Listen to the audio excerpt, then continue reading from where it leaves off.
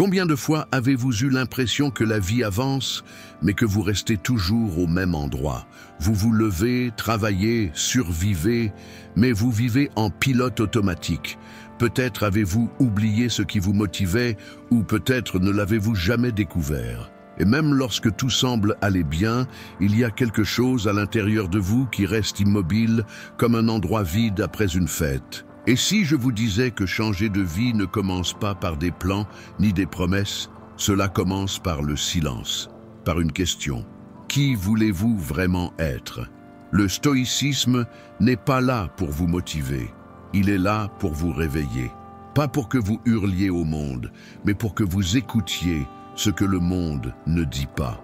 Seuls ceux qui apprennent à prendre soin d'eux-mêmes peuvent marcher au milieu du chaos avec calme à l'intérieur.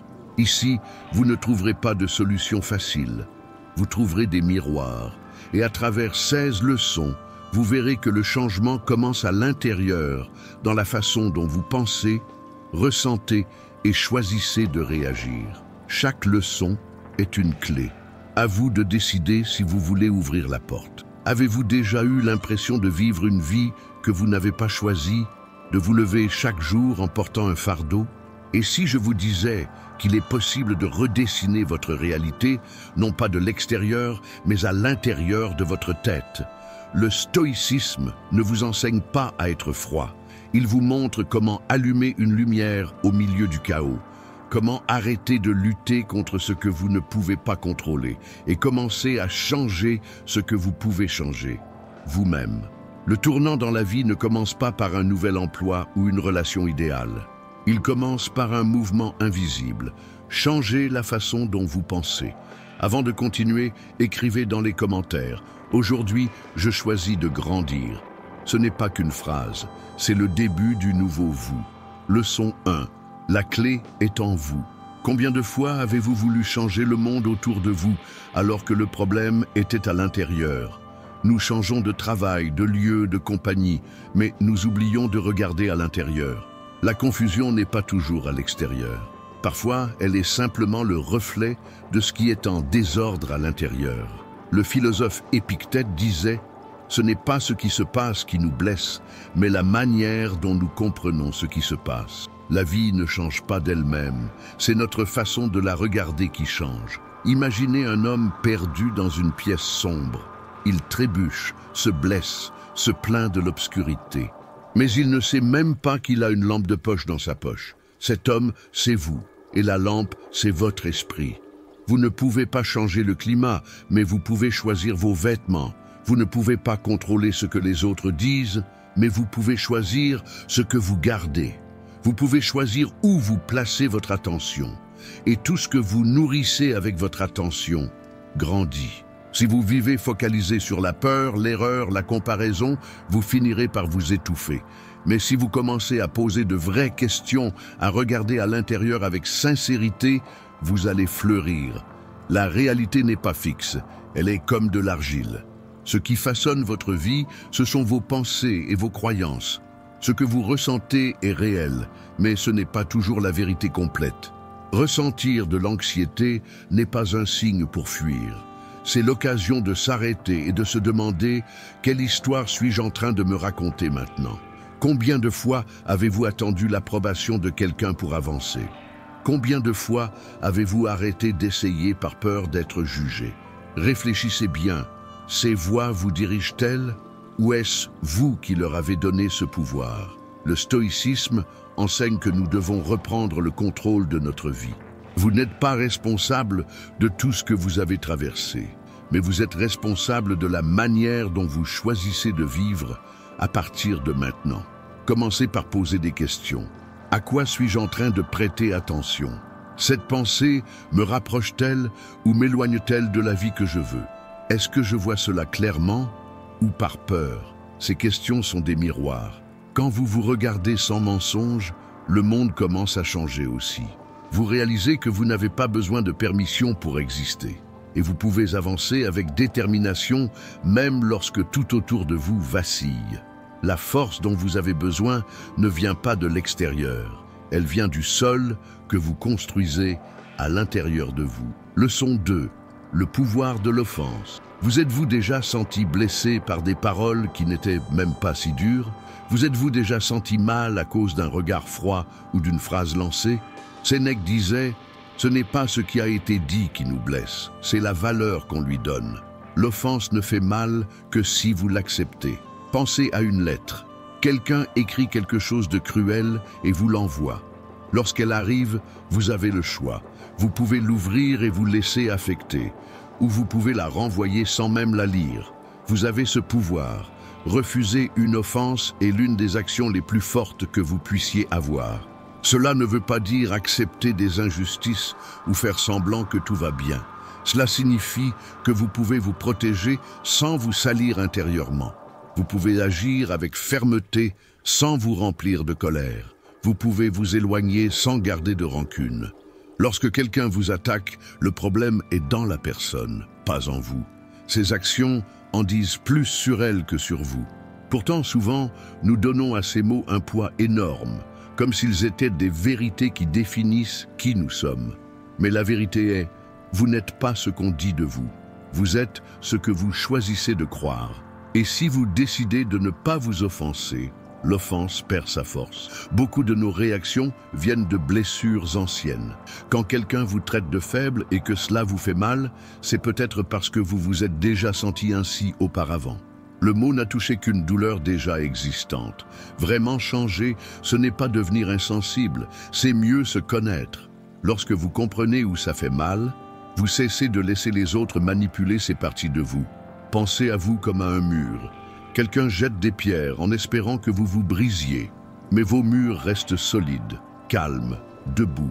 La pierre tombe, la personne se lasse et vous restez entier. C'est ainsi que vous devenez vraiment fort, en ne laissant pas les autres définir votre valeur.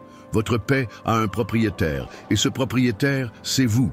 Votre âme est un espace qui vous appartient, et personne n'a le droit de le perturber. Dans la vie, beaucoup de gens essayeront de vous provoquer, de vous embarrasser, de vous faire sentir que vous avez tort. Mais vous pouvez et devez choisir comment répondre. Être libre, ce n'est pas ne rien ressentir. C'est ressentir et savoir quand même ce qu'il faut faire. C'est ne pas réagir sous l'impulsion, mais avec clarté. La prochaine fois que quelqu'un essaie de vous faire tomber avec des mots, arrêtez-vous, respirez et demandez-vous « Cela en dit plus sur qui ?» Et ensuite, demandez-vous « Ai-je vraiment besoin de porter cela avec moi ?» L'offense n'existe que si vous la saisissez. Parfois, votre force est précisément de laisser le poids tomber. Leçon 3. Le silence est une force. Combien de fois avez-vous eu envie de vous expliquer, de prouver que vous aviez raison? On a souvent cette urgence de parler, comme si le silence était un signe de faiblesse. Mais le silence n'est pas un vide, c'est une présence forte. Musonius Rufus, qui a enseigné à Épictète, disait que les mots doivent être comme un couteau bien rangé, prêt mais utilisé seulement quand nécessaire. Parler pour parler, c'est gaspiller de l'énergie.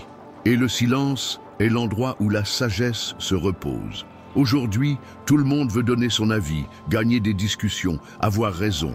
Mais le stoïcisme montre un autre chemin, celui du calme. Savoir quand parler et quand se taire. Combien de fois avez-vous trop parlé et ensuite regretté? Combien de fois avez-vous répondu sous l'effet de l'émotion et avez-vous vu après que vous auriez dû vous taire? Parler peut être un réflexe. Se taire, c'est un choix. Imaginez une pierre au milieu d'une tempête. La pluie tombe fort, le vent souffle, mais la pierre reste là, immobile. Vous pouvez être comme ça. Laissez le bruit passer, tandis que vous restez ferme à l'intérieur. Le silence n'est pas un manque de réponse. C'est de la confiance. C'est savoir que vous n'avez rien à prouver à personne. Parce que votre paix en dit beaucoup plus que n'importe quel discours. Quand vous ne répondez pas à la provocation, l'autre se regarde. Quand vous ne nourrissez pas le conflit, il meurt. Et quand vous ne renvoyez pas le poison, il retourne à celui qui l'a envoyé. Le silence n'est pas se taire par peur. C'est savoir quand économiser son énergie. C'est de la force contenue, pas de la faiblesse. Le stoïcien apprend à observer avant de réagir, à comprendre ce qui vient de l'extérieur et ce qui naît de l'intérieur. Tout n'a pas besoin d'être dit. Parfois, il suffit de comprendre. Le désir de répondre à tout vient de l'insécurité. Le silence vient de la sécurité de celui qui se connaît déjà. Vous êtes ce que vous choisissez d'être quand personne ne vous regarde. Quand quelqu'un vous provoque, respirez profondément et restez calme. Vous ressentirez combien cela vous renforce. Parce que le silence, quand il est conscient, n'est pas une absence, c'est du contrôle. Leçon 4. Contrôler la tempête intérieure. Combien de fois avez-vous ressenti un chaos intérieur? Une lutte entre ce que vous voulez faire et ce que vous ressentez? Envie d'exploser, mais aussi de garder votre calme? Désir de disparaître, mais sachant que vous devez rester? C'est ça la vraie lutte, pas avec le monde, mais avec vous-même. Cette lutte intérieure n'est pas de la faiblesse, c'est un signal. Le stoïcisme ne vous demande pas de cacher ce que vous ressentez, il vous apprend à gérer vos émotions de la bonne façon. À rester ferme à l'intérieur, même quand tout est en désordre à l'extérieur. Ce n'est pas éteindre le feu, c'est savoir l'utiliser pour réchauffer, pas pour brûler. Zénon, qui a créé le stoïcisme, disait déjà « La plus grande guerre se passe à l'intérieur de nous. Le vrai pouvoir n'est pas de contrôler les autres, mais de vaincre les conflits qui naissent dans l'esprit. Parfois, ce qui fait mal, ce n'est pas ce qui s'est passé, mais la façon dont vous l'avez interprété. Notre esprit invente des histoires, crée des jugements, et c'est par cette fissure que la souffrance entre. Quand vous comprenez cela, vous commencez à reprendre le contrôle. Vous apprenez à respirer avant d'agir, à réfléchir avant de réagir, à choisir de meilleures réponses. Contrôler ce que vous ressentez, c'est comme regarder un feu de camp. Vous ne l'éteignez pas en jetant du désespoir. Vous observez, vous comprenez et vous apprenez à prendre soin des flammes. La colère, la peur, l'anxiété ne sont pas des ennemis. Ce sont des signes. Ils montrent où il y a encore de la douleur non guérie, où il y a de l'insécurité qui cherche de l'attention. Beaucoup de gens vivent dominés par des sentiments qu'ils ne comprennent même pas. Ils réagissent sans réfléchir, répètent de vieux schémas en pensant qu'ils n'ont pas le choix. Mais il y a toujours un choix. Changer est possible, et ce n'est pas arrêter de ressentir. C'est apprendre à guider ce que vous ressentez. Reconnaître quand l'émotion veut prendre le dessus et ne pas la laisser. Imaginez un bateau au milieu de vagues fortes. Le vent souffle, la mer est agitée, mais le capitaine ne lâche pas le gouvernail. Il tient fermement, regarde droit devant et avance. Vous êtes ce capitaine. Votre esprit est la mer, et votre décision va définir la direction. Maîtriser soi-même, c'est comme s'occuper d'un animal sauvage. Au début, il résiste. Mais avec le temps et de la patience, il apprend à faire confiance. Avec l'esprit, c'est pareil. Vous ne le contrôlez pas par la force, mais par la présence. À chaque fois que vous choisissez le calme plutôt que l'impulsion, vous devenez plus fort. Vous montrez à vous-même que vous pouvez décider, que vous ressentez, mais que vous n'êtes pas esclave de ce que vous ressentez. Et cela change tout, parce que celui qui a le contrôle intérieur peut traverser n'importe quoi à l'extérieur. Il peut être critiqué, pressé, trahi, mais il ne se perd pas. Leçon 5. Mettez des limites ou perdez-vous vous-même. Avez-vous déjà eu l'impression de disparaître dans vos relations? Que plus vous cédez, plus vous êtes oublié? Que vous essayez de plaire et que vous vous épuisez? Cela se passe quand vous ne montrez pas jusqu'où vous pouvez aller. Sans limite, tout se mélange. Ce qui est à vous devient un chaos. Confucius disait « Le respect commence à l'intérieur ». Si vous ne vous valorisez pas, personne ne saura vous valoriser. Les gens comprennent les actes, pas seulement les mots. Mettre des limites, c'est un signe que vous vous connaissez. C'est comprendre où finit votre patience, où votre énergie commence à manquer, où vous ne vous sentez plus bien. Beaucoup pensent qu'aimer, c'est toujours être disponible. Que tout accepter est un signe de maturité. Mais il y a une grande différence entre être compréhensif et s'oublier soi-même. L'un est de la bonté, l'autre de l'abandon. Vous n'êtes pas là pour plaire à tout le monde, et ceux qui essaient d'être toujours disponibles finissent épuisés. Pensez à vous comme une belle maison. Si toutes les portes sont toujours ouvertes, tout le monde peut entrer. Certains prendront soin de vous, d'autres vont déranger. Au final, vous ne saurez plus où est passée votre paix. Le manque de limites embrouille les choses, et celui qui se perd là-dedans, c'est vous. La culpabilité ne vient pas de dire non, elle vient d'avoir dit oui pendant trop longtemps. de ne pas s'écouter, d'ignorer l'inconfort. Leçon 6. Ne nourrissez pas des pensées qui vous affaiblissent. Avez-vous déjà remarqué comment certaines mauvaises pensées reviennent sans cesse, comme si elles tournaient dans votre tête sans fin? Des choses qui se sont passées dans le passé, des mots durs que vous avez entendus, ou même des peurs qui ne se sont jamais concrétisées, mais que vous revivez comme si elles étaient réelles. Ce que beaucoup de gens ne réalisent pas, c'est qu'à chaque fois que vous accordez de l'attention à ces pensées, vous renforcez un problème invisible en vous. Marc Aurèle disait que l'esprit devient ce qu'il pense en permanence. C'est-à-dire que ce que vous répétez, croyez et gardez, forme votre monde intérieur. Et ce qui se passe à l'intérieur change la façon dont vous voyez le monde extérieur. Une mauvaise pensée n'est pas juste une distraction, c'est une graine. Si vous en prenez soin avec peur et inquiétude, elle s'enracine et prend de la place dans votre paix intérieure. Vous commencez à voir uniquement ce qui va mal. Vous commencez à douter de vous-même. Vous oubliez tout ce que vous avez déjà surmonté. Le stoïcisme ne nie pas l'existence de mauvaises pensées, mais il enseigne à choisir ce qui mérite d'être gardé. Imaginez votre esprit comme une maison tranquille. Maintenant, imaginez que vous laissez n'importe qui entrer. Peur, jalousie, colère. Bientôt, la maison devient un chaos, du bruit partout. C'est pourquoi les stoïciens parlent tant de prendre soin de ce qui entre dans votre tête. Tout ce que vous pensez n'est pas vrai. Tout ne mérite pas d'attention.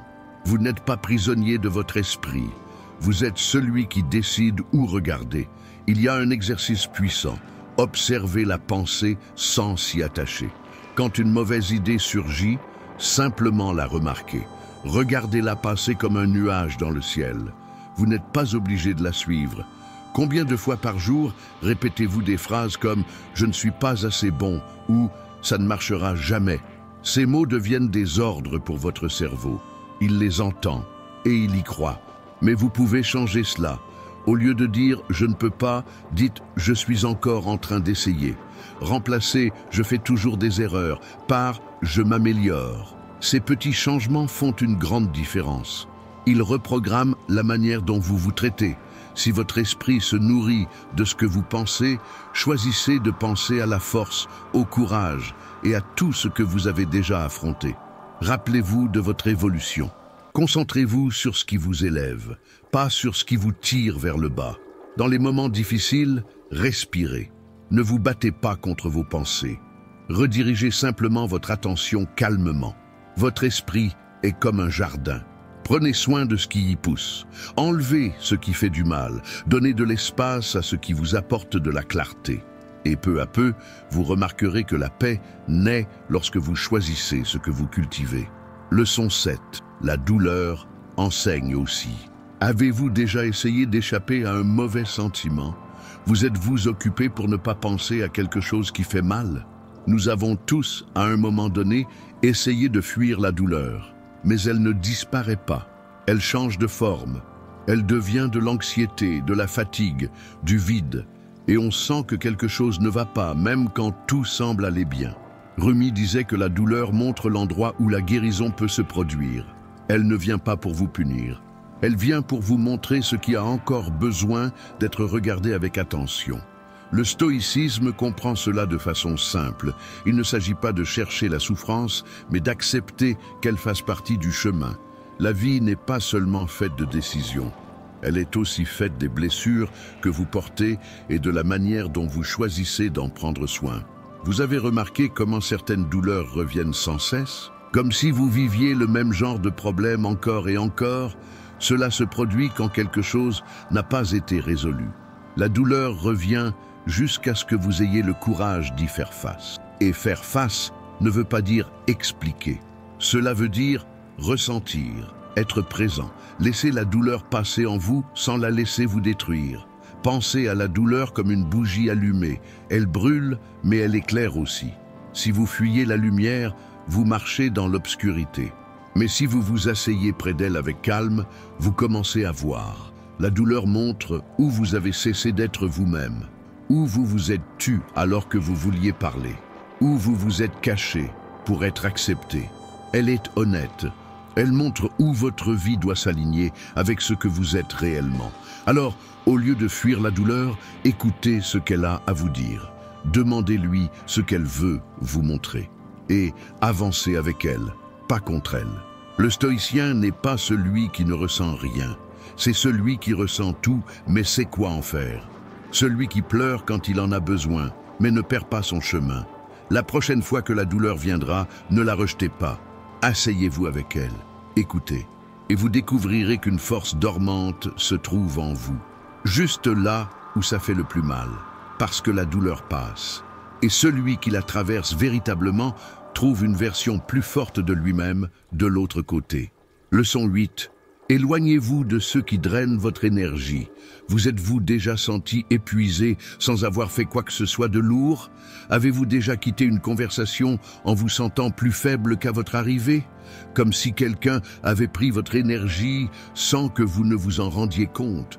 Ce n'est pas un exagéré, c'est votre corps et votre esprit essayant de vous alerter. Le philosophe Plotin disait qu'il ne sert à rien de tenter de purifier l'eau si la source reste sale. En d'autres termes, il ne sert à rien de prendre soin de soi, de faire de la thérapie, de méditer, si vous êtes toujours entouré de personnes qui vous rabaissent, vous manipulent ou vous manquent de respect. Le stoïcisme nous apprend à regarder avec attention, sans juger, mais en étant honnête avec soi-même. Toutes les personnes autour de vous ne sont pas bonnes pour vous.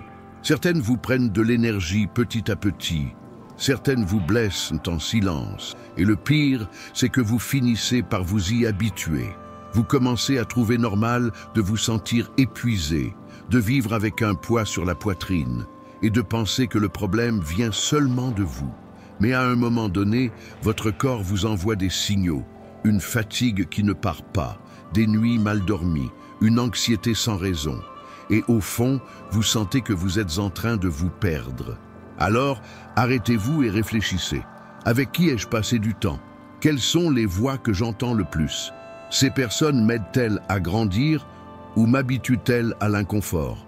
Certaines amitiés n'existent que parce qu'il y a de la douleur. Des relations qui persistent par dépendance, des membres de la famille qui vous exigent plus qu'ils ne vous soutiennent, des partenariats qui ne fonctionnent que lorsque vous vous taisez et vous minimisez. Et pourtant, vous restez par peur, par attachement, par habitude. Mais chaque choix a un prix, et si vous ne décidez pas avec clarté, vous finirez par payer avec votre paix. Cela ne veut pas dire couper tout le monde, mais comprendre que votre âme est comme une maison et que tout le monde ne mérite pas d'y entrer. Se protéger de ceux qui vous font du mal n'est pas de la froideur, c'est de l'attention. C'est savoir que votre paix vaut plus que de maintenir un lien qui vous épuise. Imaginez votre lumière comme une bougie allumée. Maintenant, imaginez les courants d'air autour, critiques déguisées, blagues méchantes, reproches voilés. Avec le temps, la flamme commence à s'éteindre, et un jour, vous réalisez que vous êtes dans l'obscurité sans savoir pourquoi. La réponse est dans ce que vous avez toléré pendant trop longtemps. Vous essayez peut-être de vous guérir, mais si vous continuez à boire à une source qui vous empoisonne, rien ne change. Si les gens autour de vous ne respectent pas votre silence, vos sentiments et votre vérité, ils ne méritent pas d'être au centre de votre vie. Le stoïcien sait que bien vivre, c'est savoir se protéger. Pas des dangers extérieurs, mais des douleurs qui résident à proximité.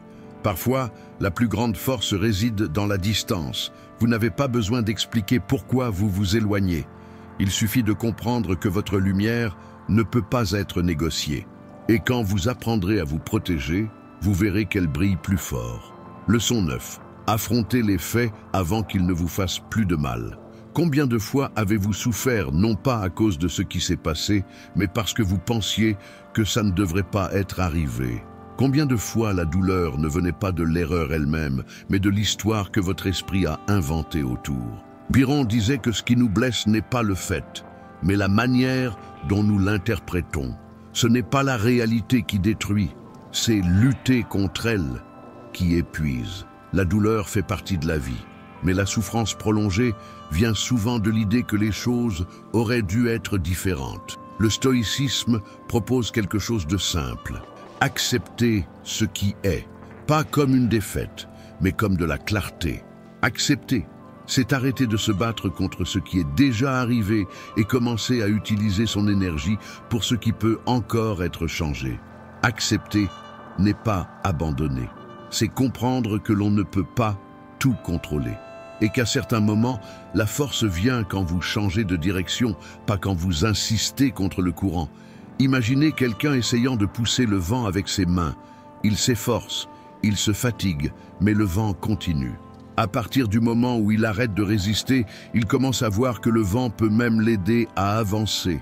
La résistance engendre la douleur. L'acceptation mène à l'action consciente. Combien de fois êtes-vous resté là, figé, à essayer de comprendre pourquoi cela est arrivé? Et si, au lieu de cela, vous vous posiez la question « Que puis-je faire de cela maintenant ?» ou « Comment avancer avec dignité ?» Certaines choses ne reviendront pas, la mort d'un proche, une mauvaise décision, un amour qui s'est éteint, mais il est toujours possible de planter quelque chose de nouveau dans le sol où il semblait n'y avoir plus rien. Vous n'avez pas besoin d'aimer ce qui est passé, mais vous devez arrêter de vous faire du mal en refusant de l'accepter. Parce qu'en réalité, accepter est le premier pas pour recommencer. La paix ne vient pas de l'absence de problèmes. Elle naît lorsque nous comprenons que les défis font partie du chemin. Le monde ne va pas s'arrêter juste parce que vous n'êtes pas encore prêt. La vie ne vous protégera pas juste parce que vous voulez éviter la douleur. Et le temps ne reviendra pas pour réparer ce qui a été fait. Mais tout cela peut être un cadeau déguisé. Parce que, quand vous acceptez les faits avec maturité, quelque chose de nouveau apparaît en vous. Un calme étrange, une force tranquille, une voix qui dit « Je peux gérer cela ». Le stoïcien n'attend pas une vie parfaite. Il choisit d'être juste, même quand tout semble en désordre. Il ne réclame pas que le monde change. Il s'adapte pour mieux avancer dedans. Accepter ce qui est réel demande du courage. C'est dire que vous préférez voir les choses telles qu'elles sont, plutôt que de vivre dans l'illusion. Que vous préférez agir plutôt que de rester là, immobile. Que vous préférez la liberté de décider plutôt que de rester prisonnier de votre obstination. Lorsque vous arrêtez de vous battre contre la vie, vous commencez à utiliser ce qu'elle vous donne comme base pour grandir. Ce qui fait vraiment mal, ce n'est pas ce qui est arrivé, mais combien vous vous refusez à laisser partir ce qui doit partir. Leçon 10. Vous devenez ce que vous faites constamment. Vous êtes-vous déjà entendu dire les mêmes choses tout le temps, comme « je ne suis pas assez bon » ou « c'est trop difficile ». Avez-vous remarqué que même lorsque la situation change, vous restez coincé dans le même sentiment? Beaucoup de gens ne réalisent pas cela, mais ces phrases deviennent des blocs. Et avec eux, vous construisez l'endroit où votre esprit vit. Un espace étroit, sombre, sans place pour de nouvelles idées. Et c'est vous qui avez créé ça, en répétant les mêmes pensées tous les jours. Aristote disait que nous ne sommes pas définis par de grandes décisions, mais par les habitudes invisibles. Le courage ne se fait pas d'un seul acte. Il naît des petits choix quotidiens. Vous ne devenez pas confiant du jour au lendemain. Vous devenez confiant quand vous cessez de vous rabaisser tous les jours. L'esprit croit ce que vous répétez. Si vous renforcez la même idée pendant longtemps, elle devient une vérité pour vous. Et à partir de là, elle dirige vos choix. Le stoïcisme nous apprend à remarquer ces cycles, à briser l'automatisme, à réaliser que beaucoup de pensées ne sont plus des décisions, mais de vieux habitudes. Et que la liberté n'est pas de faire tout ce qu'on veut, mais de comprendre que vous n'avez pas besoin de penser de la même façon tout le temps. La question importante est « Qu'est-ce que je renforce en moi chaque jour ?» La réponse se trouve dans les détails. Dans les mots que vous utilisez, les émotions que vous acceptez comme normales, les excuses que vous donnez pour ne pas avancer. Vous pouvez rêver de légèreté, mais nourrir de la culpabilité. Vous pouvez vouloir de l'amour, mais vivre en pensant que vous ne le méritez pas. Vous pouvez désirer du courage, mais renforcer la peur à chaque pas. Et ainsi naît l'écart entre ce que vous voulez et ce que vous vivez réellement. Mais il y a une solution, et cela commence lorsque vous décidez de briser ce cycle. Arrêter, ce n'est pas ignorer, c'est être présent. C'est entendre la vieille pensée apparaître, ça va échouer. et répondre par quelque chose de nouveau. Je n'ai pas encore tout essayé. Ces petites pauses ne font pas de magie, mais elles ouvrent de l'espace. Et dans cet espace, entre la lumière, une lumière de changement, de choix. Le stoïcien agit même avec la peur, car il sait que répéter la bonne chose tous les jours change tout. Il devient ce qu'il pratique, pas ce qu'il désire seulement. Et vous? Quel genre de personne devenez-vous avec ce que vous ressentez, pensez et faites chaque jour? Il n'y a pas de juste milieu. Soit vous prenez soin de vous, soit vous vous abandonnez lentement. Alors, observez-vous, pas pour vous culpabiliser, mais pour reprendre le contrôle. Échangez ce qui vous bloque par ce qui vous motive. Sortez du pilote automatique. Commencez de nouveau si nécessaire. Mais choisissez de répéter ce qui vous renforce. Parce que vous n'êtes pas ce que vous ressentez de temps en temps, c'est ce que vous choisissez de ressentir souvent. Ce n'est pas ce que vous rêvez, c'est ce que vous construisez avec constance. Leçon 11. Revenez au présent avant qu'il ne passe. Avez-vous remarqué que vous n'êtes presque jamais là où se trouve votre corps? Vous êtes au travail en pensant à la maison. Vous êtes à la maison en vous rappelant des erreurs du passé. Vous essayez de vous reposer, mais vous êtes déjà préoccupé par demain, toujours d'un endroit à un autre, sauf dans le présent. Lucanus, poète stoïcien, nous rappelait que l'instant est court, mais c'est tout ce que nous avons. Le passé est déjà passé, le futur n'est pas encore arrivé, et le présent est là où la vie se passe. Vous pouvez avoir tout, la santé, l'amour, la liberté. Mais si vous ne vivez pas le présent, rien de tout cela n'a de sens. C'est la présence qui donne de la valeur au moment. C'est elle qui transforme le simple en quelque chose de spécial. Mais le présent est silencieux. Il ne crie pas. Il attend juste que vous vous arrêtiez, respiriez et ressentiez le moment calmement. Le stoïcisme ne veut pas que vous fuyiez la réalité, mais que vous vous connectiez à elle. Être dans le présent, ce n'est pas oublier le passé ni nier le futur. C'est comprendre que vous ne pouvez changer quelque chose que lorsque vous êtes présent. Pourtant, nous continuons à courir, comme si le présent était une perte de temps alors qu'en réalité, c'est le chemin. Combien de scènes avez-vous ratées en étant distrait? Combien de conversations sont devenues du bruit? Combien de beautés sont passées sans être remarquées? Un esprit loin du présent devient un endroit confus, plein de peur de ce qui pourrait arriver, coincé dans ce qui est déjà passé, incapable de se reposer, de remercier ou simplement d'être. Imaginez que votre vie soit une flamme. Quand vous la regardez avec attention, elle brille, chauffe et éclaire. Mais si vous l'ignorez, elle commence à s'éteindre. Et là, vous commencez à chercher des réponses partout, sauf dans l'unique endroit où elle a toujours été, le présent. Être dans le présent, c'est un entraînement. Ça commence dès que vous vous réveillez et choisissez de ne pas vous perdre dans vos pensées. Ça continue dans les pauses de la journée, dans le café pris calmement, dans le regard porté sur ceux que vous aimez, dans le contact sans hâte, dans le silence qui accueille plutôt qu'il ne dérange. Le stoïcien s'ancre dans le présent. Il ne pleure pas ce qui est passé, ni ne souffre avant l'heure. Il agit en pleine conscience, écoute vraiment et aime avec tout son cœur. Si vous vous sentez perdu, arrêtez-vous, fermez les yeux, respirez doucement. Sentez votre corps, écoutez les sons autour de vous, réalisez que la vie se déroule maintenant. Parce que tout passe, mais ce qui est vécu avec présence devient éternel à l'intérieur. Leçon 12. Prenez soin du corps qui vous soutient.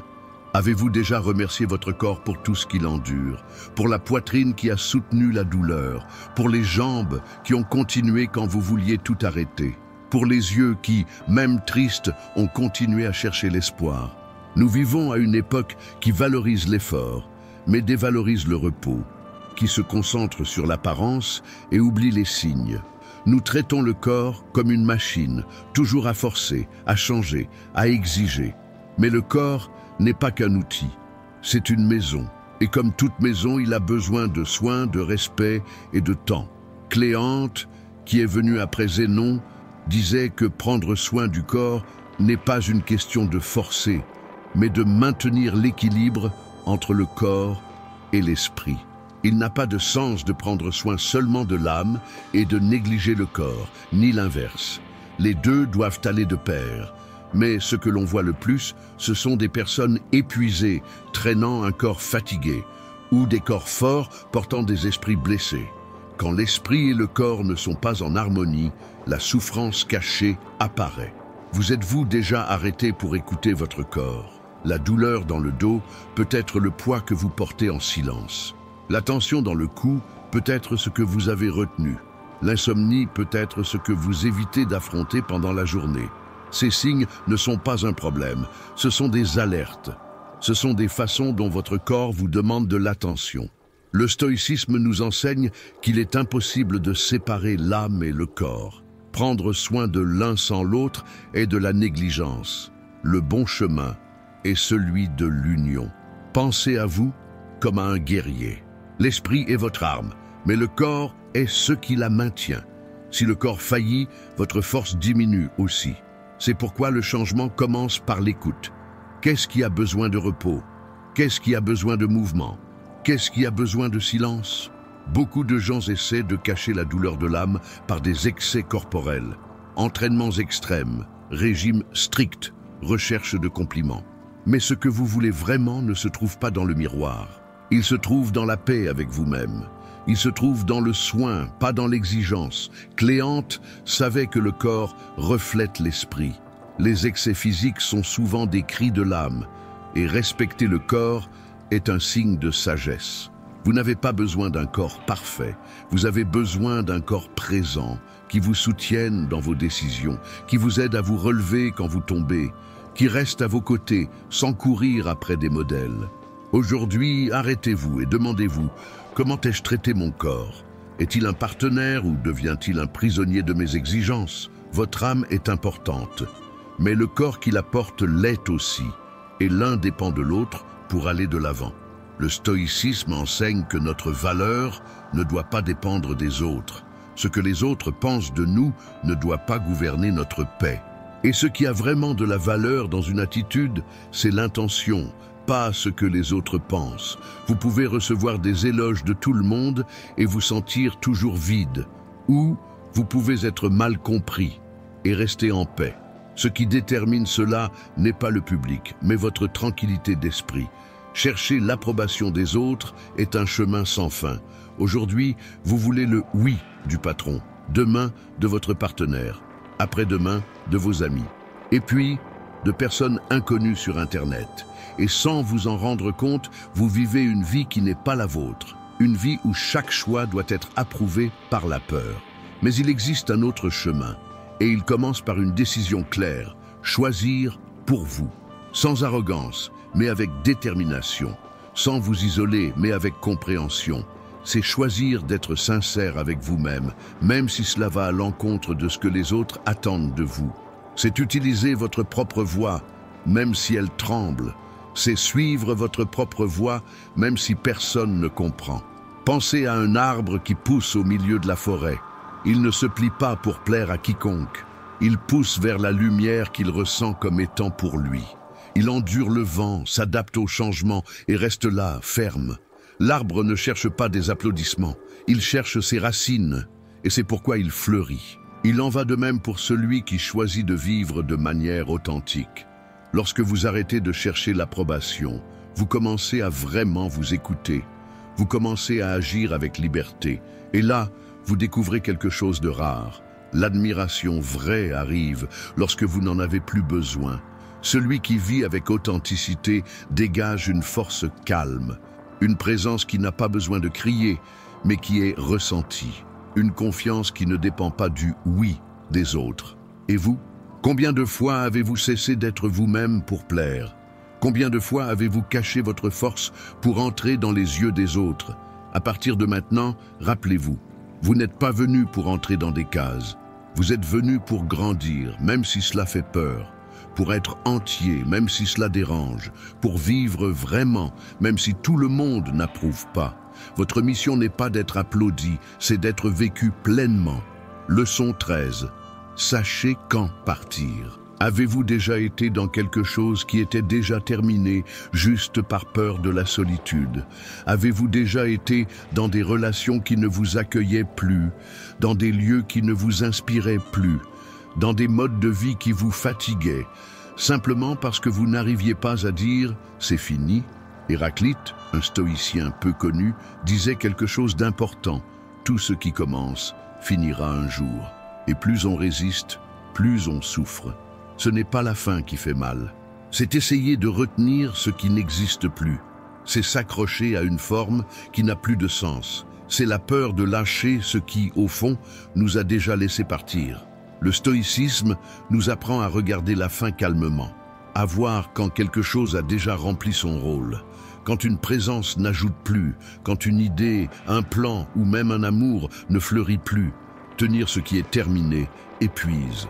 Ça vous fait perdre de l'énergie, affecte votre santé et trouble votre clarté. Et cela vous empêche d'accueillir ce qui est nouveau. Imaginez que vous tenez une corde. De l'autre côté, quelqu'un ou quelque chose s'éloigne. Plus vous serrez, plus cela fait mal à votre main. Cela laisse une marque, ça fait mal, ça blesse, mais vous ne lâchez pas. Par loyauté, par souvenir, par peur. Mais il arrive un moment où lâcher fait moins mal que de retenir. Et là commence la liberté, dans l'acte de laisser partir ce qui ne sert plus. Partir non par colère, mais par respect. Pas par faiblesse, mais parce que tout a son temps. Et avoir de la sagesse, c'est savoir bien terminer. Certaines amitiés ont été bonnes, mais sont devenues un fardeau. Certains emplois avaient du sens, mais aujourd'hui ils vous bloquent. Certaines versions de vous étaient utiles, mais maintenant elles vous retiennent. Vous pouvez partir avec douceur. Vous pouvez clore des cycles sans vous disputer. Vous pouvez vous éloigner en paix et rester entier.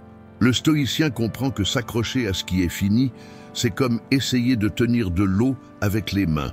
Plus vous forcez, plus ça échappe. Plus vous tentez de figer le temps, plus vous vous perdez dans celui-ci. La douleur de la fin existe, mais elle purifie le chemin. Elle montre que vous êtes capable de traverser le vide, que vous pouvez recommencer.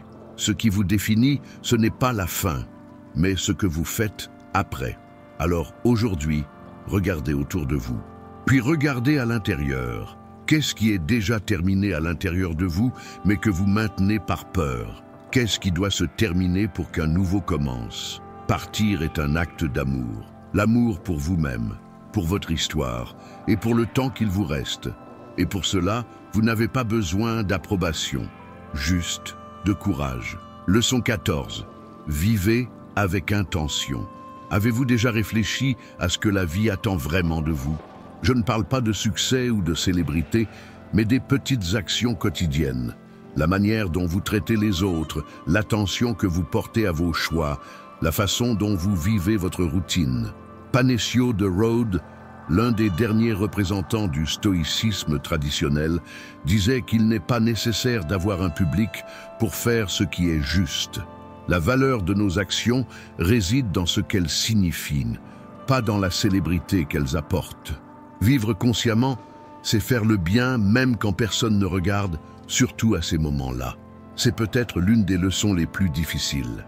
Comprendre que notre vie n'a pas besoin d'attirer l'attention, elle a besoin de sens. Il ne s'agit pas de briller à l'extérieur, mais d'être vrai à l'intérieur. Parce que la conscience n'est pas ce que vous dites savoir, mais ce que vous mettez en pratique. La plupart des gens vivent en mode automatique. Ils se lèvent, courent, éteignent des problèmes, essaient de tout résoudre. Et à la fin de la journée, ils ne savent même pas s'ils ont vraiment vécu. Le corps était là, mais le cœur était ailleurs. Vivre avec intention, c'est être pleinement présent à chaque instant. C'est faire de votre temps quelque chose qui en vaut la peine. C'est transformer le simple, faire un café, écouter quelqu'un, finir une tâche, en quelque chose qui montre qui vous êtes. Vous ne contrôlez pas le temps, mais vous pouvez décider comment l'utiliser. Et cette décision change tout. Il ne s'agit pas de moments parfaits. Il s'agit d'être présent même quand les choses sont difficiles, d'être juste même quand personne ne remarque, d'agir calmement même dans le doute, de faire tout avec sincérité, même dans les petites actions.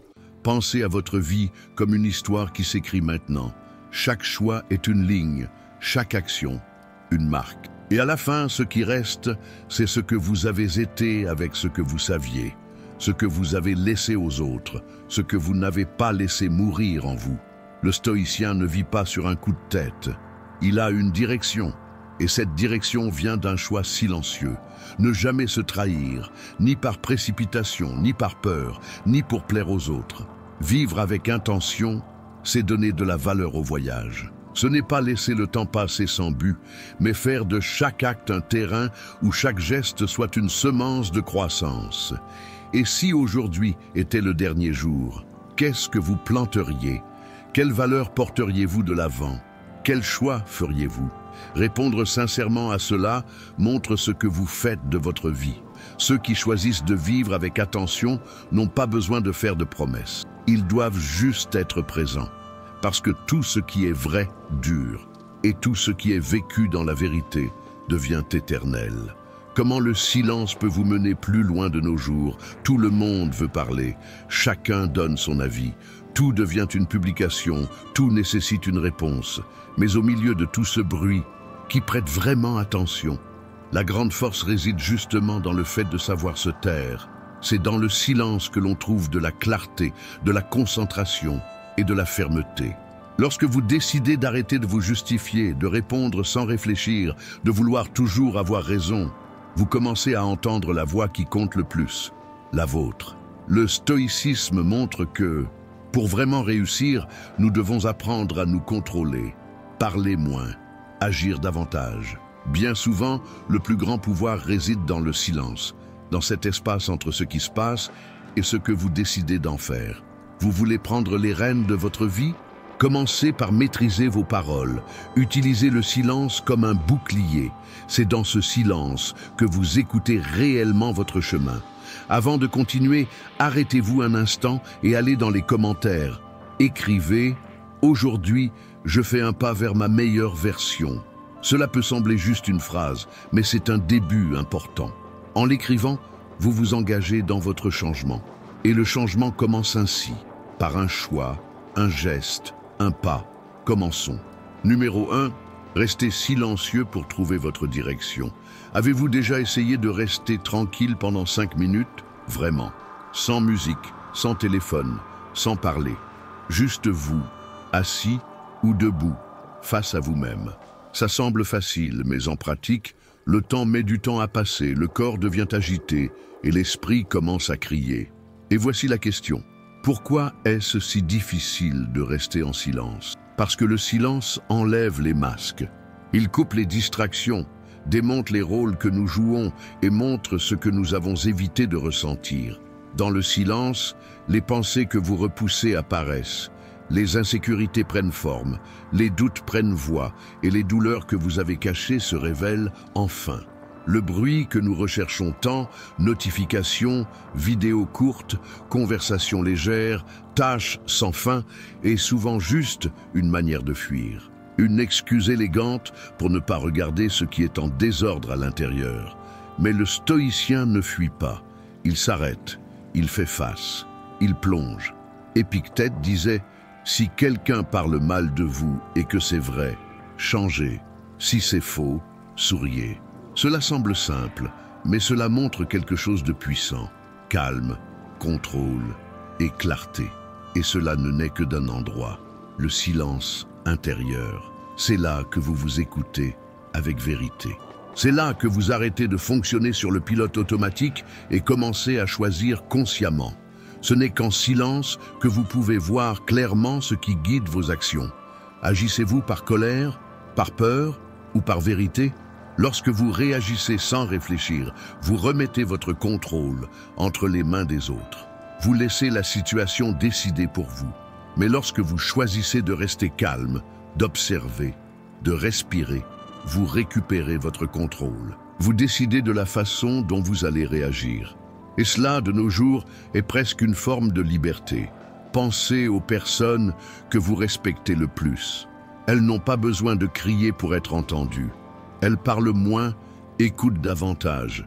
Elles ressentent le moment. Et lorsqu'elles parlent, tout le monde écoute. Parce que ceux qui agissent avec conscience ont du poids.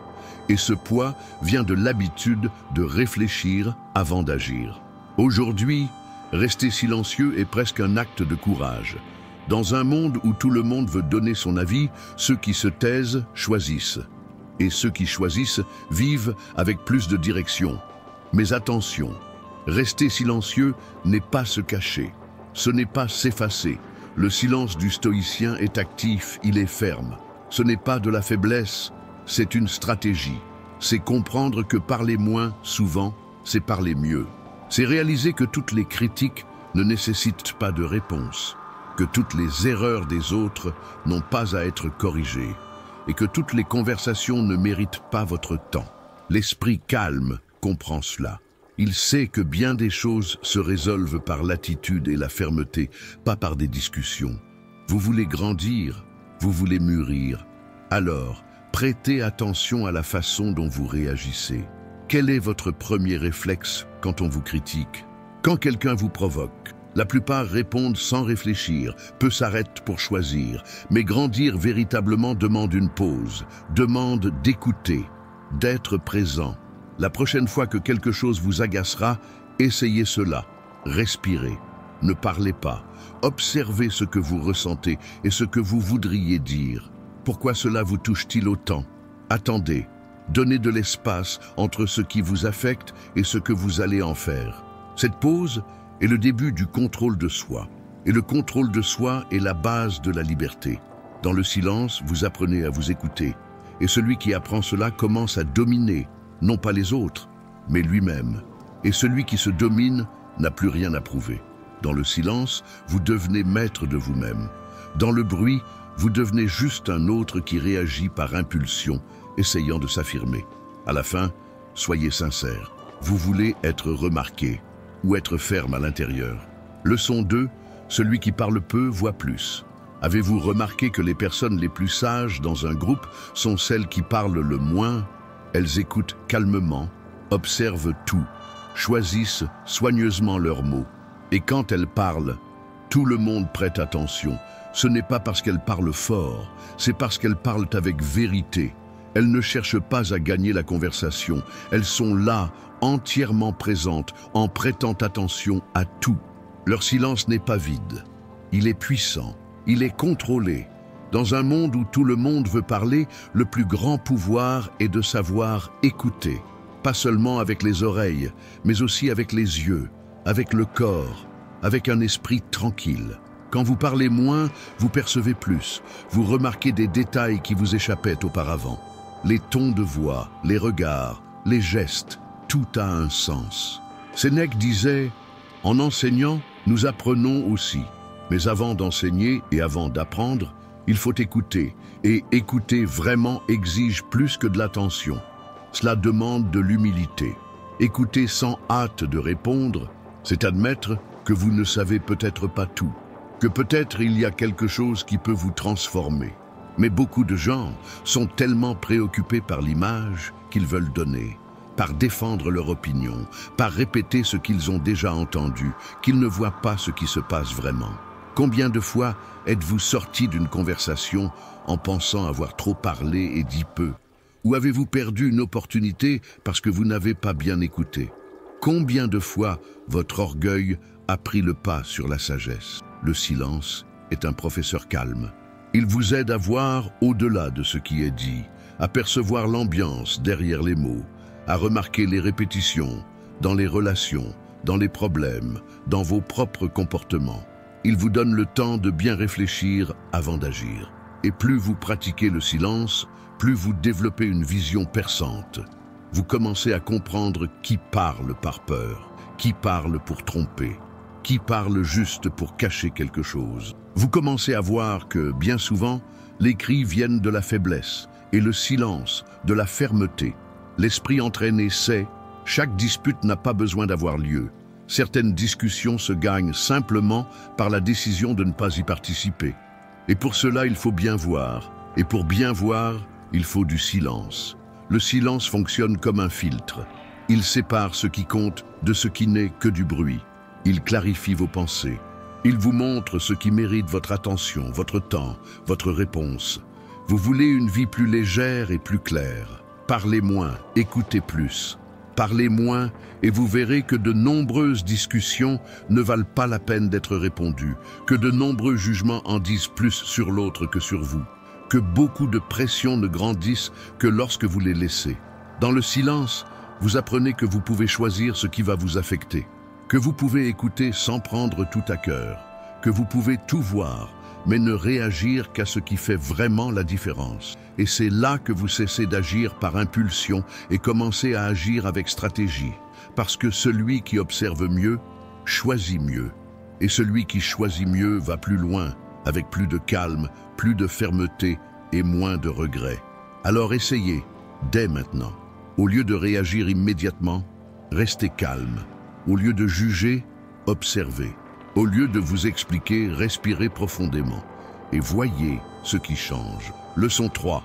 Quand rester silencieux est votre réponse la plus ferme. Le silence n'est pas toujours synonyme de paix. Parfois, il est de la fermeté. Je ne parle pas de cacher ce que vous ressentez, je parle de choisir de ne pas gaspiller votre énergie pour ce qui ne le mérite pas, de réaliser que se disputer ne résout rien et qu'essayer de prouver quelque chose à quelqu'un peut vous éloigner de vous-même. Combien de fois quelqu'un vous a-t-il provoqué juste pour voir votre réaction ? Combien de fois avez-vous essayé d'expliquer quelque chose à quelqu'un qui ne voulait même pas écouter ? Pas toutes les provocations méritent une réponse. Pas toutes les critiques exigent une défense. Et rester silencieux à ces moments-là est un signe de contrôle, pas de faiblesse. Marc Aurèle disait « La meilleure réponse est d'être différent de ce qui vous a blessé ». Et souvent, la différence réside dans le silence. Lorsque vous ne vous laissez pas entraîner dans le jeu de la provocation, vous montrez que vous savez ce que vous valez. Quand vous ne répondez pas, vous montrez que vous ne vous rabaissez pas pour entrer dans un petit espace. Mais cela demande du courage, parce que l'envie est de répliquer, de se défendre, de répondre. Mais lorsque vous réagissez dans l'impulsion, c'est la colère qui prend le contrôle.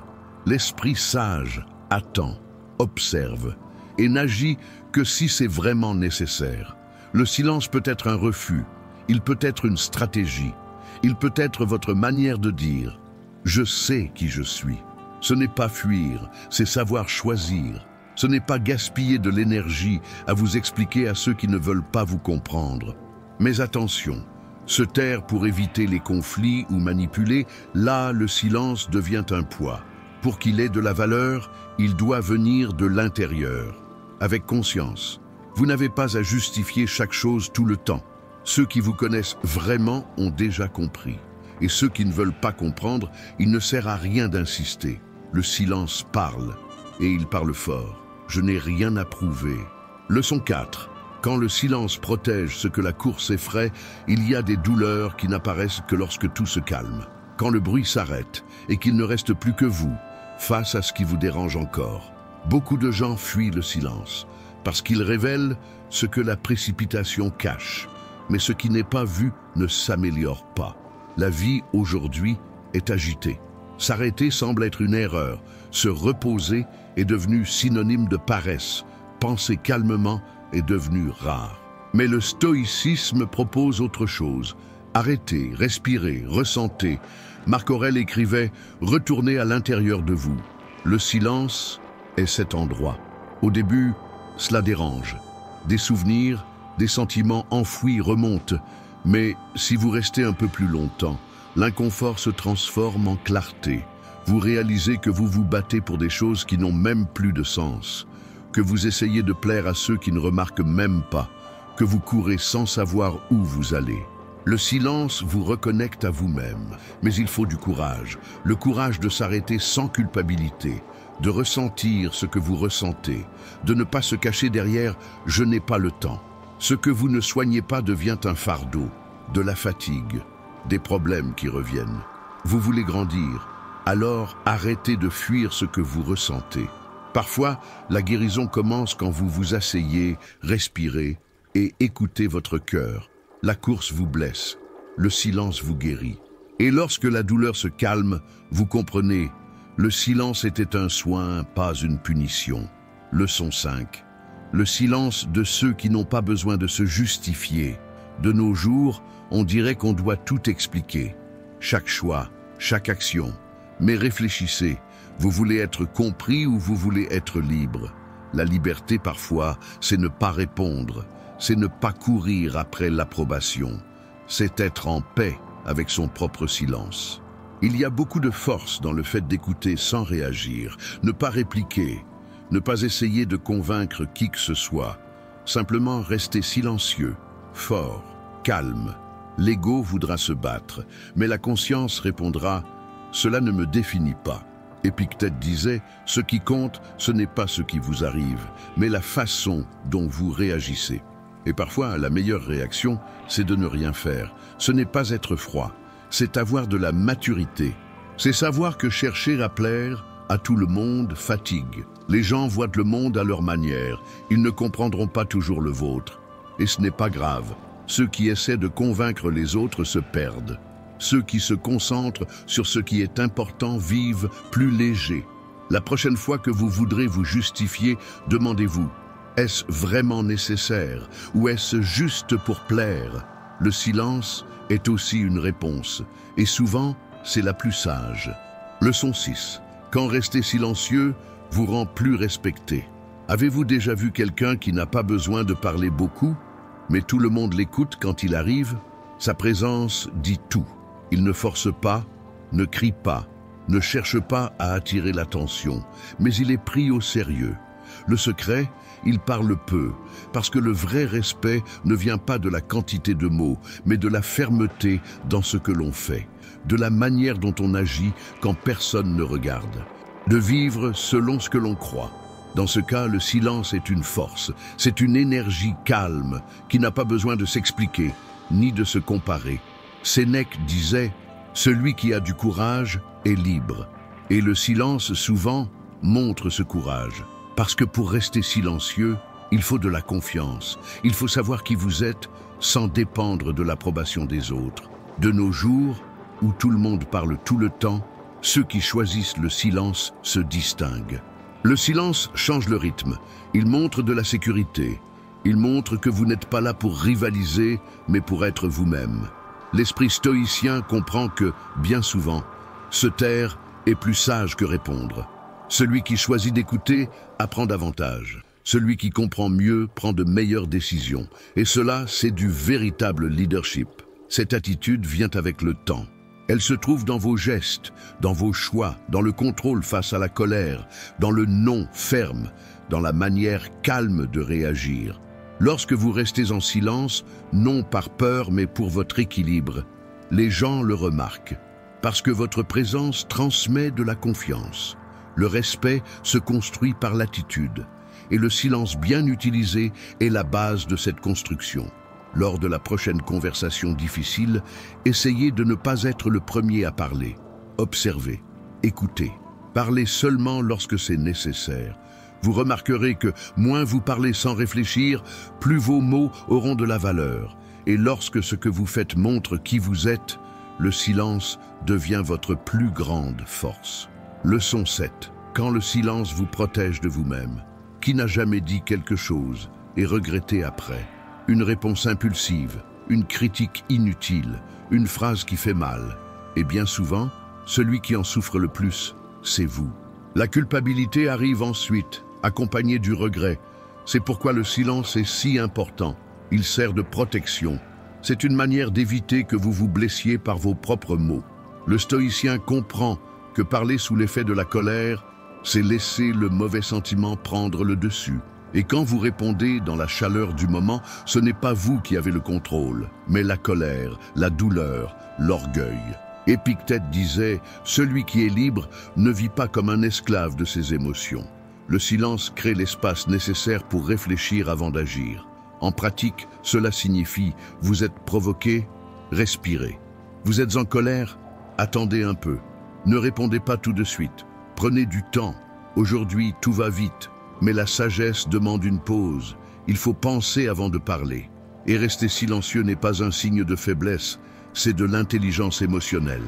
Vous voulez avoir plus de contrôle sur votre vie? Commencez par les mots.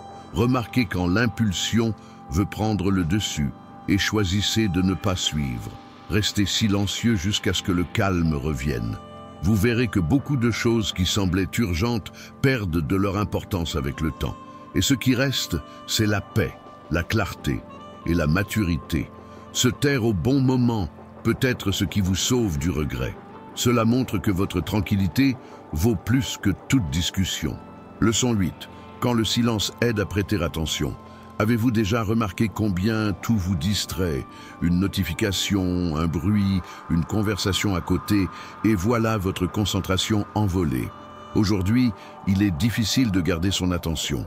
Et plus il y a de bruit autour, plus c'est le chaos à l'intérieur. Le stoïcisme nous enseigne que ce que vous nourrissez grandit. Si vous vivez dans la distraction, vous ne pouvez pas vous attendre à être concentré quand il faut agir. Le silence est un exercice pour l'esprit. Ce n'est pas fuir le monde, mais apprendre à s'écouter, être présent dans chaque chose que vous faites.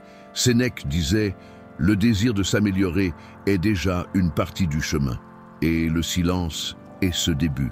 Lorsque vous vous arrêtez un moment, vous pouvez vous organiser intérieurement. Sans silence, il n'y a pas de concentration. Sans concentration, rien n'avance. Vous commencez 1000 choses, mais n'en terminez aucune. Vous lisez, écoutez, regardez, mais rien ne reste. Vous êtes entouré de possibilités, mais vous ne voyez rien clairement.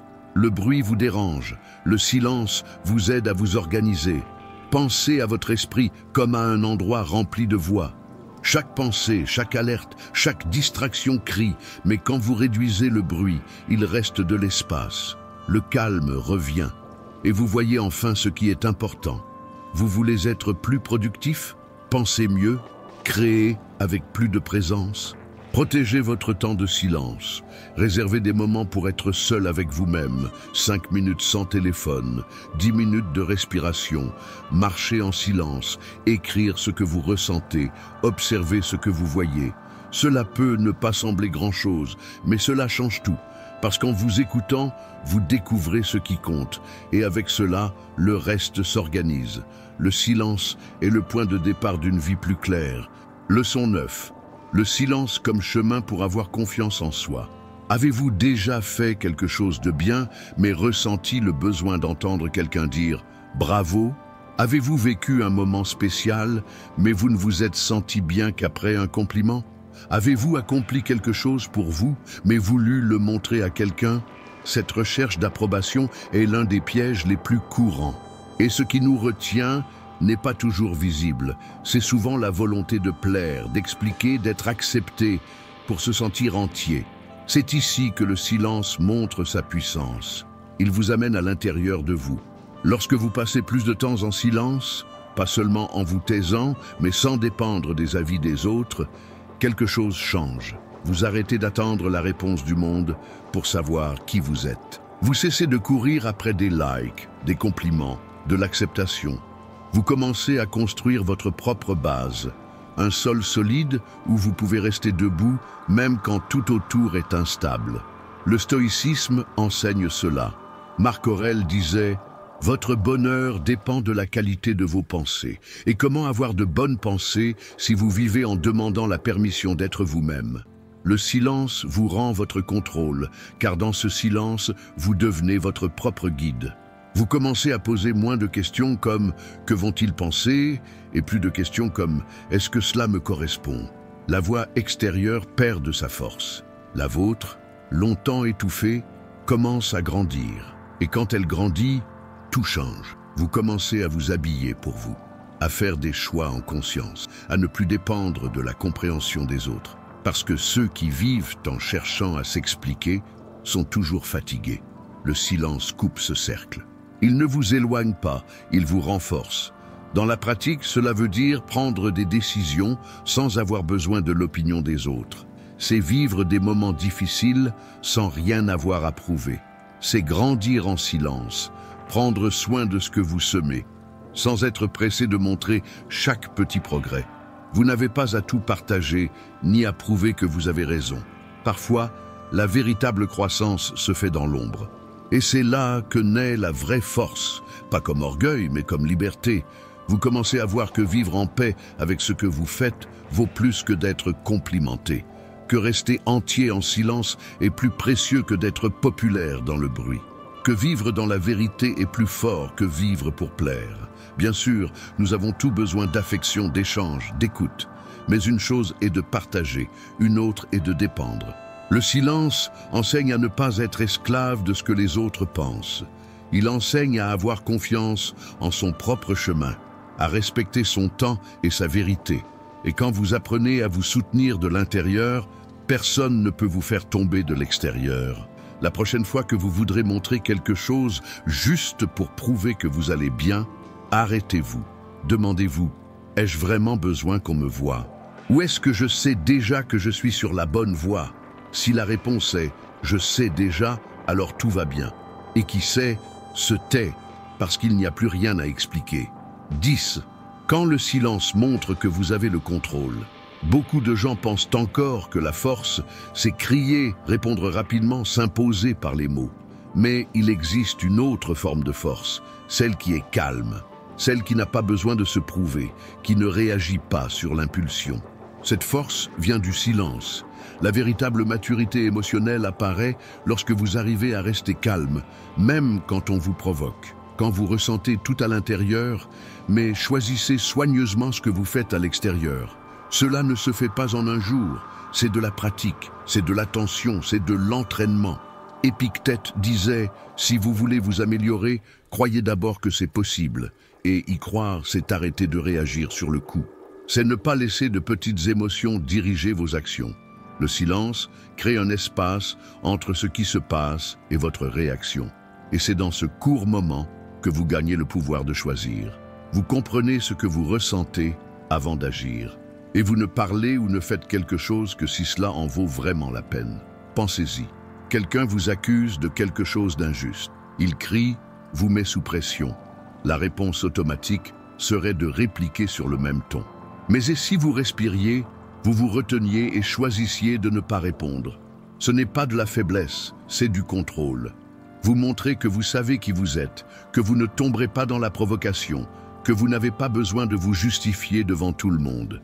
Le silence, dans ce cas, est un lieu intérieur de sécurité, un endroit où vous ne vous perdez pas à essayer de convaincre ou de plaire. Vous vous tenez simplement ferme. Bien sûr, il y a des moments où il faut parler, mais la plupart du temps, ce que le moment demande, c'est de la tranquillité. Et la tranquillité vient du silence. Le stoïcien n'est pas froid. Il ressent tout, mais ne se laisse pas emporter. Il ne durcit pas, il mûrit.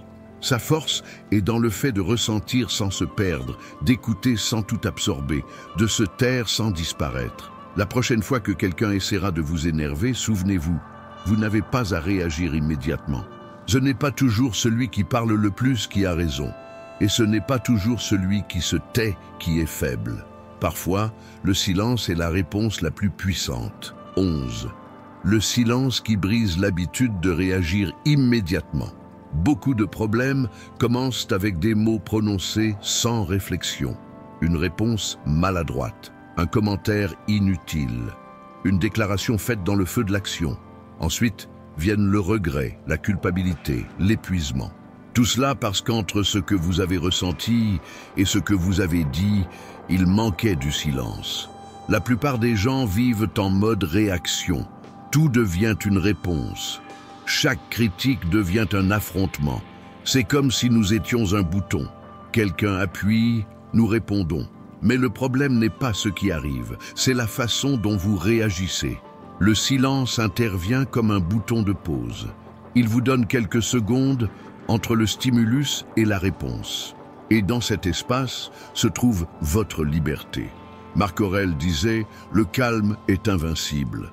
Ce n'est pas de la tranquillité extérieure, c'est de la fermeté intérieure. Une tranquillité qui vient de l'entraînement, qui naît quand vous apprenez à attendre avant d'agir. Quand vous placez le silence entre ce que vous ressentez et ce que vous faites, beaucoup de choses changent. Vous voyez la colère surgir, mais vous ne la nourrissez pas. Vous ressentez l'anxiété, mais vous respirez. Vous reconnaissez ce qui vous appartient et ce qui n'est que de la confusion extérieure. Cette conscience vous donne le choix. Vous commencez à parler quand c'est nécessaire, à attendre quand c'est mieux, et même à laisser passer quand ça ne vaut pas la peine. Cela améliore vos relations. Lorsque vous ne réagissez pas dans l'impulsion, vous évitez les disputes inutiles. Lorsque vous écoutez calmement, l'autre sent qu'il est entendu. Lorsque vous répondez au bon moment, vos paroles ont plus d'impact. 12. Le silence qui apporte de la légèreté. Nous dépensons trop d'énergie à réagir sans réfléchir. Le silence est comme un signal. Il vous montre que tout ne mérite pas une réponse, que tout inconfort n'a pas besoin de devenir une dispute, que beaucoup de ce qui semble urgent n'est que du bruit temporaire. La prochaine fois que quelque chose vous dérange, essayez ceci. Restez silencieux. Un silence ferme, pas de faiblesse. Respirez profondément. Attendez. Vous verrez. L'émotion perd de sa force. La clarté revient. Et vous comprendrez qu'au final, ce qui vous donne la paix, ce n'est pas de réagir vite, mais de choisir consciemment. Parce que le silence, lorsqu'il est bien utilisé, est une liberté pure. 13. Le silence qui montre ce qui est vraiment important. Nous vivons dans un monde rempli de bruit. Il y a tellement d'informations, de notifications, de pressions, de gens qui nous disent ce que nous devrions faire, comment vivre, ce qui est bien ou mal. Vous essayez de tout gérer, être productif, sympa, calme, intelligent, réussir, être présent, informé, tout en même temps. Comme si une règle invisible dictait comment il faut être pour être accepté. Mais accepté par qui? À un moment donné, cela fatigue. Et alors le silence devient plus qu'un repos, il devient un signal. Il aide à séparer ce qui vous appartient de ce qui occupe juste de l'espace. Il coupe l'excès et montre ce qui a réellement de la valeur. Quand vous êtes en silence, sans bruit autour, vous commencez à voir ce qui était caché. Vous vous rendez compte que vous essayez peut-être de plaire à ceux qui ne vous remarquent même pas, ou que vous suivez un chemin qui ne vous correspond même pas. Vous comprenez que vous n'avez pas besoin d'être tout pour tout le monde. Cela vous soulage. Vous n'avez pas à suivre la majorité. Vous n'avez rien à prouver à personne. Dans le silence, vous voyez qu'il est possible d'avancer plus léger, de faire moins, mais de manière plus significative, et de vivre à votre rythme. Mais voir l'essentiel, ce n'est pas tout abandonner, c'est mieux choisir. C'est regarder votre routine et vous demander « Est-ce vraiment à moi ou suis-je juste entraîné par l'élan ?» Vous ne trouverez cette réponse que si vous arrêtez de courir, si vous vous déconnectez un peu, si vous écoutez vraiment. Au début, le silence peut mettre mal à l'aise, mais très vite, il apporte du calme. Tu apprends à dire non sans te sentir coupable, et oui avec plus d'assurance. Tu commences à remarquer la beauté dans ce qui est simple, et à être reconnaissant pour ce que tu as déjà. Le silence te relie à ce qui a du sens. Concrètement, ça veut dire repenser ce qui prend ton temps pour rien. Prendre un moment juste pour ressentir. Oublier l'idée d'être parfait et être sincère. Ce qui pèse, ce n'est pas l'erreur, c'est l'accumulation. Et ce qui apaise, ce n'est pas toujours réussir, c'est vivre l'essentiel. Le silence est l'endroit où tout ça se révèle. Sans stress, sans pression. Juste toi avec toi-même. Le silence aussi parle. On pense souvent que se connecter, c'est discuter. C'est vrai, parler aide. Mais le silence, c'est aussi une façon d'être ensemble, parfois même plus forte. Imagine deux personnes assises, tranquilles, sans dire un mot, juste en train de partager l'instant. Ça, c'est une vraie connexion. C'est quand tu te sens accepté, même sans rien dire. Le silence entre deux personnes peut dire « je suis là ». Il peut montrer de la confiance, du calme, de la présence, sans avoir besoin d'expliquer quoi que ce soit. Le stoïcisme enseigne ça, que le silence ne crée pas de distance, mais qu'il révèle le lien. Là où il y a trop de bruit forcé, souvent il y a un éloignement. Et surtout, le silence montre qui sait vraiment écouter. Il y a des gens qui attendent juste leur tour pour parler. Ils n'écoutent pas, ils réagissent. Dans ces moments, plus tu parles, plus tu te sens seul. Parce que t'es pas vraiment entendu, t'es juste jugé. Mais quand quelqu'un t'écoute en silence, sans te couper, juste en étant attentif, tu le ressens. Ton corps se détend, ta voix change, tu t'ouvres. Marc Aurèle disait « Écoute même ceux qui parlent peu ». C'est pas juste de la patience, c'est de l'intelligence. Chacun a quelque chose d'important à dire, même si c'est dit lentement ou avec maladresse. Et ça n'arrive que s'il y a du silence entre toi et l'autre. Même dans les liens proches, il existe un silence qui rassure, qui soigne. Parfois, le mieux qu'on puisse faire pour quelqu'un, c'est rester à ses côtés sans rien dire. Juste être là. ne pas forcer les mots. Laisser l'autre vivre sa douleur à son rythme. Il y a des relations qui grandissent dans le silence. Il y a des silences qui disent tout. Un regard qui parle plus qu'un discours, une étreinte qui vaut plus que 1000 explications. À vouloir tout résoudre vite, on s'y perd. À vouloir trop parler, on embrouille. À avoir peur de se taire, on s'éloigne. Tu veux vraiment te connecter? Apprends à tenir le silence sans gêne. Apprends à entendre au-delà des mots. Apprends à être là, même en restant silencieux. Parce que quand la présence est sincère, le silence ne sépare pas, il rapproche. Numéro 14. La force de parler au bon moment. Tu t'es déjà demandé combien de fois tu parles dans une journée? Combien de fois tu sens que tu dois donner ton avis, justifier quelque chose, te défendre? Dans un monde où tout le monde parle tout le temps, on finit par dire trop de choses. Parfois, pour rien. Souvent, un mot simple aurait suffi. Parler, c'est facile. Se taire, beaucoup moins. Le silence demande du calme. Il demande de réfléchir avant, de comprendre que tout n'a pas besoin de réponse. Tu vois ce moment où tu veux balancer ton opinion, montrer ton point de vue, dire ce que tu ressens, c'est là que c'est risqué. Parce que dans la précipitation, l'ego prend le dessus et on parle sans réfléchir, trop ou mal. Pourquoi? Parce qu'on croit encore que plus on parle, plus on a de valeur. On parle pour qu'on nous remarque, pour se donner de l'importance, pour combler le vide. Mais et si tu te demandais, est-ce que j'ai vraiment besoin de parler maintenant? Est-ce que ça va aider? C'est là que tout change. Le silence, quand il est choisi, t'apprend que tu n'as pas besoin de combler le vide. Parfois, le mieux à faire, c'est attendre, écouter, observer ce qui n'est pas dit, sentir ce que le moment demande. Marc Aurèle disait « Ce que tu dis montre qui tu es ». Autrement dit, les mots dévoilent ce qu'on pense et ce qu'on attend des autres. Quand tu parles au bon moment, avec attention, tes mots deviennent sagesse. Mais si tu parles dans l'urgence, juste pour ne pas te taire, tu deviens prisonnier de ce que tu as dit. Tu remarques que certaines personnes parlent peu, mais tout le monde les écoute. Elles ne se précipitent pas pour répondre, mais quand elles ouvrent la bouche, ça résonne. Elles ne parlent pas plus, elles parlent mieux. C'est ça, le pouvoir de choisir le bon moment, de savoir quand parler et quand pas. Quand tu comprends ça, tu maîtrises mieux la situation. Tes paroles comptent plus, parce qu'elles sont choisies, réfléchies, claires et le plus beau. Tu ne vis plus en fonction des attentes des autres. Le silence ne t'efface pas, il te renforce. Il te donne le temps d'observer, de comprendre, et quand il faut agir, de le faire avec assurance. La prochaine fois que tu ressens l'envie de répondre tout de suite, fais une pause, respire, demande-toi, est-ce que ça va faire avancer ou juste mettre le feu? Avec le temps, tu verras, savoir quand parler ne te rend pas moins important.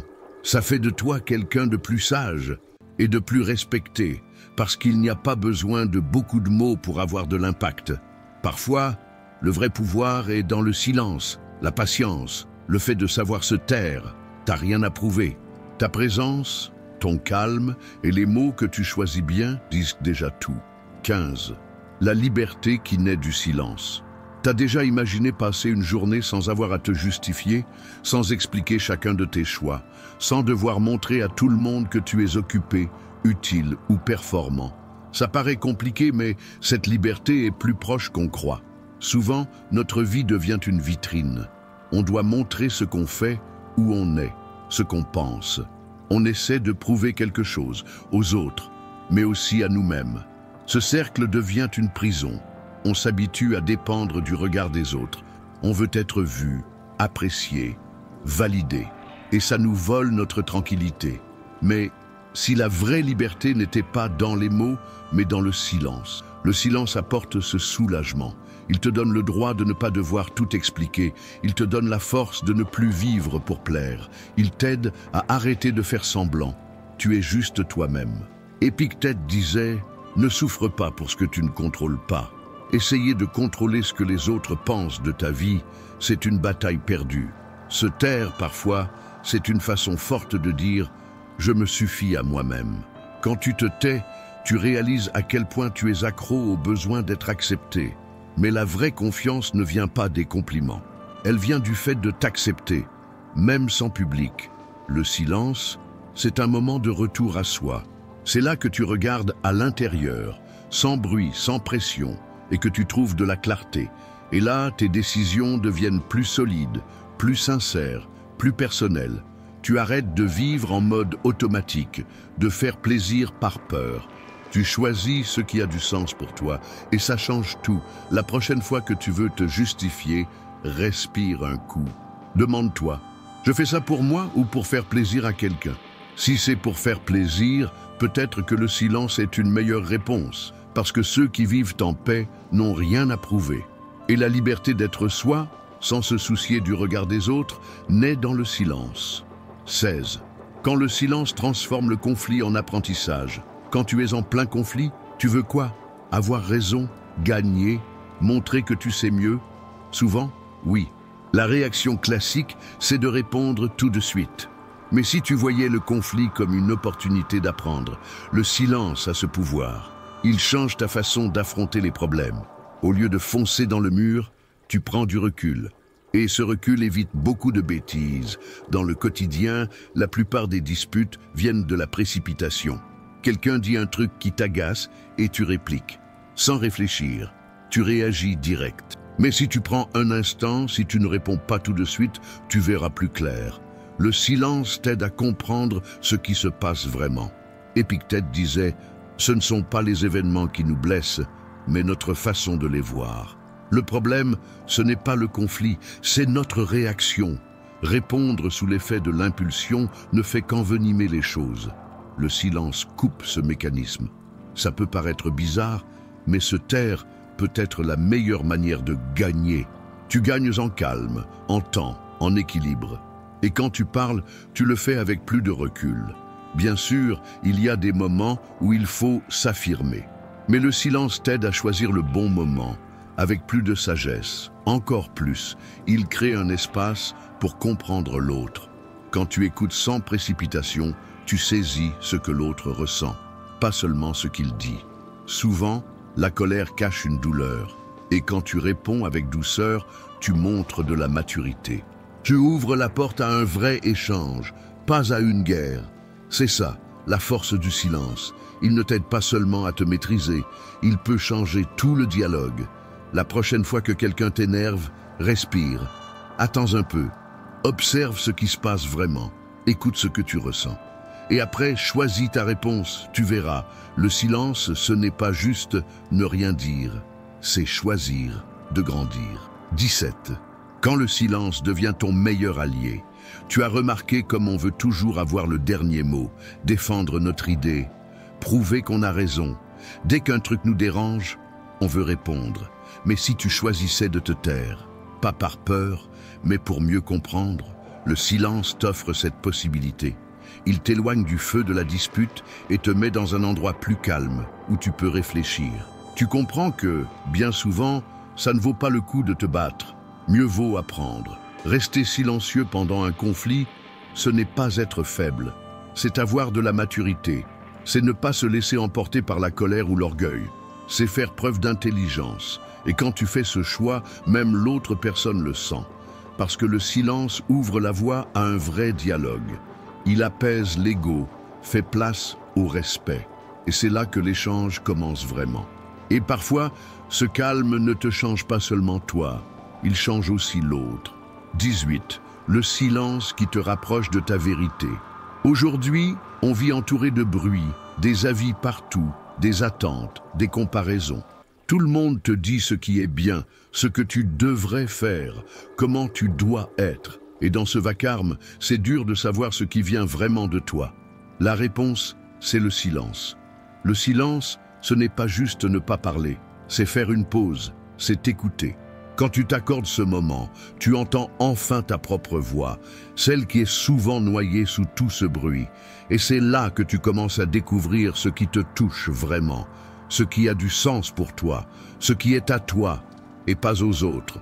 Sénèque disait déjà « Être libre, c'est vivre à sa façon ». Mais pour ça, il faut d'abord se connaître. Et pour se connaître, il faut s'écouter. C'est là que le silence aide. C'est vrai que le silence peut faire peur au début. Il te met face à tes peurs, tes doutes, tes failles. Mais ce malaise, c'est le point de départ du changement.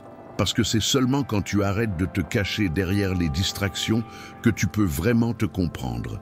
Peut-être que tu as passé des années à vouloir plaire, à essayer de rentrer dans les cases. Le silence te fait voir tout ça. Et surtout, il te montre que tu peux choisir un autre chemin. Et le plus fort, c'est que quand tu trouves cette vérité en toi, tu n'as plus besoin que les autres t'approuvent. Tu te sens bien avec qui tu es, même sans les applaudissements.